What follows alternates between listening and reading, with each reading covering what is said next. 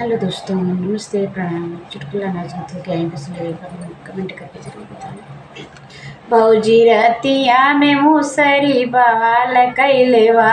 भौजी रतिया में मुसरी बवाल कैले बा। ओ बवाल कैले बा, ओ कमाल कैले बा। भौजी रतिया में मुसरी बवाल कैले बा। सास के काटे साड़िया, ससुर के काटे धोतिया। सास के काटे साड़िया, ससुर के काटे धोतिया। अरे ननदी के काट दे सोढ़नी, अरे ननदी के ओढ़नी के काट दी है बा। भौजी रतिया में मुसरी बवाल कैले बा। रतिया में मुसरी बवाल कैले बा। भौजी रतिया में मुसरी बवाल कैले बा।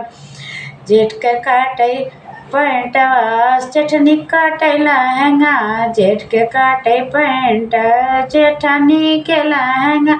अरे ननदी के काटे, अरे ननदी के ओढ़नी के काट दी है बा। भौजी मुसरी बवाल कैले बा। भौजी रतिया में मुसरी बवाल कैले बा। भौजी रतिया में मुसरी बवाल कैले बा। देवर काटे सटवा, देवरानी काटे चुनरी। देवर काटे सटवा, देवरानी काटे चुनरी। अरे ननदी के ओढ़नी के काट दी है बा।